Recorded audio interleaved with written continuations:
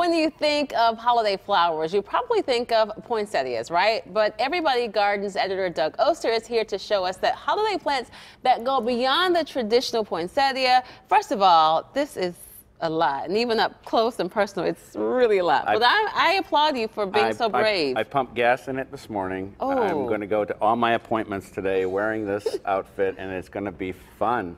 Oh, it is going to be fun. You will certainly give people lots to laugh about. These are beautiful. I did bring the big four. Okay, what are the big four? The big four: poinsettia. Yes. Paper whites. Okay. Amaryllis. Yes. And Christmas cactus. Those are the big four. You know, we think of a poinsettia as just a red flower, but like this one here this is called winter rose. Okay. And this might surprise you, but I like different things. I'm shocked. Okay. Winter rose is just a different looking poinsettia, and yes. and it doesn't have to be just a standard red. It can be variegated flowers and such. And is it true that they only are that red color like once, like they don't when they come back? It's Well, not the next year they might color up a little bit for you. Okay. That's the other thing. I keep my poinsettias on the windowsill year after year. Take them out in the garden during when it gets warm in May. But they never color up quite as good. But it depends on what they like. I see. As far as the light. Okay. So we got some other cool stuff here. Aside from the big four, what else is popular? Well, there's some new things like this little guy here. This is a little frosty fern type plant. Oh, nice. And every year we get something new. And this would be something anybody could grow it. It's just basically a house plant. Okay. And you know they've said, oh, it looks holiday-esque. You know, you put a little. It does, like the greenery kind of looks good. Yes, I like it. Another type of easy to grow plants, these are all easy to grow, is this little guy here. This is called a kalanchoe. And you can see these leaves, they kind of look like a succulent. Yes. And so they can dry out, you know, and that's the one thing, you know, people might not water them all the time. And it's the only way you can kill these plants is what we call with kindness, too much water, too much fertilizer. So if they dry out, it's going to be okay. Now, is something like this a house plant or is this outdoors? Both.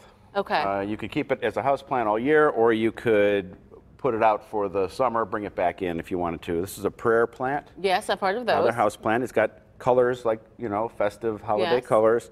These are succulents. You know, you could buy a whole little succulent dish here filled with plants already ready to go. And again, you can't kill it. And, you know, if you're giving it to somebody who loves plants but doesn't really have a green thumb, this would be a perfect thing. This is another succulent here. I was going to say, that's This is another type of plant called mother-in-law tongue is the common name. It's a very sharp. Yes, this comes in a different form. It'll start putting up little pups. Oh, I see. It'll make more for you, and again, it's indestructible. This is a Norfolk pine. You know, it looks like a little Christmas tree. It does look like a little Christmas tree. This cyclamen, this is the only one of the house plants that we don't let dry out.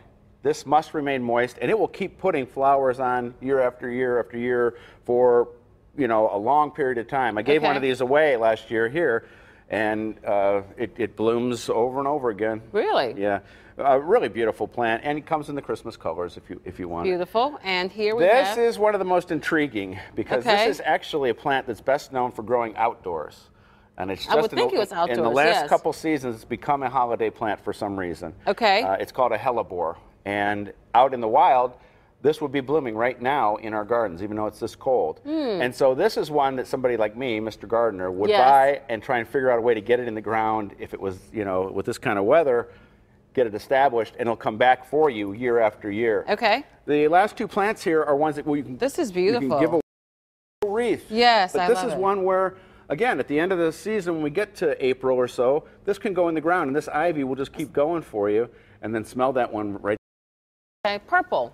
That's a rosemary. Oh, it is rosemary. Oh, man, and I'm telling you what. Wow. If you've got somebody who's got a green thumb and loves to cook, yes, give them a rosemary plant for the holidays, and as that you'll just cut off what you need, use it in the kitchen, and it just keeps growing. Yep, wonderful plant. That one also goes outside when we get to May. Okay, now something like this, you said it could go outside after the holiday season? Yeah, when you get to the spring, and again, these, something like this ivy, yes, it'll just go and go and go for you. Very easy to grow, and just different than your traditional No, I love holiday all of plants. these, and you're right. They all are not nearly as festive as you look today, but they are definitely holiday. Doug, thanks doubly so much for joining us today. And now, for more about the plants that Doug showed us today, check out his Everybody Gardens blog. You'll find that link at kdka.com/PTL. We're coming right back.